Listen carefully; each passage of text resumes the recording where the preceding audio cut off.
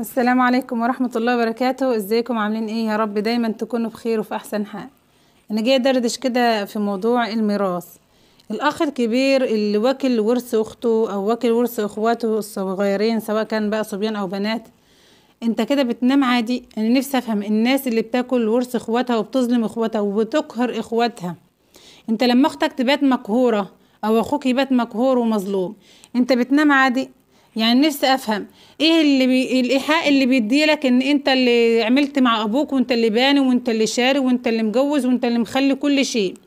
ماشي، انت ساعدت والدك، كنت حاسب والدك قبل ما يموت الاول، تيجي تحاسب اخواتك ليه؟ او ما عملتش اي حاجة من ده خالص. الاخ اللي بيظلم اخواته، انت بتنام عادي؟ الناس اللي بتظلم دي بتنام عادي خالص؟ بتحط دماغها على المخدة كده وتنام عادي؟ يعني نفسي افهم ضميرهم بيبقى فين؟ الضمير ده بيبقى واخد حقنة بنج ولا ظروفه ايه بالظبط؟ اكيد متبنج، عشان هو لو كان صاحي كان ردك ورجعك. عامة انت اللي بياكل ورث اخواته ده، انت بتاخد الميراث ده علشان تديه لولادك.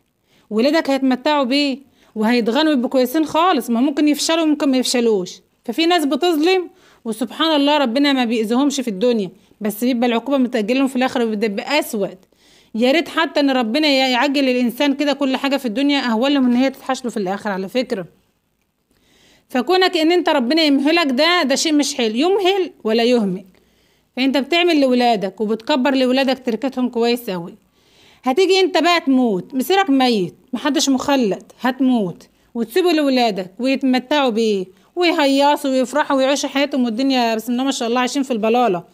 انت بقى ان شاء الله تخش قبرك ويتقفل عليك وولادك يجروا يتمتعوا بيه، وممكن يقتلوا بعض عليه زي انت ما عملت في اخواتك، هيعملوه برضك، وممكن ما يعملوش، انت مربي ولادك كويس ومش هيعملوا. بس اقل حاجه بقى راجع نفسك، هما يتمتعوا وانت جوه بتتحاسب. تحاسب على ظلمك في اختك، وبتحاسب على قهرك في اختك واخوك اللي اصغر منك. المظالم دي هتدفع ثمنها ازاي؟ خلاص مبقتش معكش مال تدفع، مفيش مال بيندفع في الاخره، ولا حاجه تجيبها تردها تقول طب خد حاجتك ايه هردها لك. ما عادش، هو الحساب هناك بالحسنات والسيئات، تاخد من حسناتك لحد ما تخلص ويرجع يديلك من سيئاتك. تيجي بقى تقول لابنك اديني حسنه يا ابني، حسنه اخش بيها الجنه. ده انا اكلت اخت علشان اعمل لك، وظلمت اخويا علشان اعمل لك، وياما قهرت اخته وبيتها مقهوره وبتعيط عشان اعمل لك. اديني حسنه واحده مش هديها لك. ان شاء الله الارض اللي نهبتها من اختك في الدنيا هتتطوق 7 اراضي من نار يتطوقوا في رقبتك يوم القيامه. راجع حساباتك قبل ما تظلم اخواتك، راجع نفسك كويس قوي. انت بتحسبها صح؟ والله العظيم انت بتحسبها غلط. والله انت مفكر ان انت بتتغني، والله انت بتتفقد كان كسبان، والله بيتهيألك. وما تخليش اي حد يضلك. راجع نفسك انت وراجع ضميرك انت وفوق نفسك، والله ما في شيء بينفع. اتمنى من كل واحد سمع الفيديو ده ان هو يشاركه، يمكن ناس كتير ربنا يهديها وتسمع الفيديو ده ويتغير نظرتهم شوية.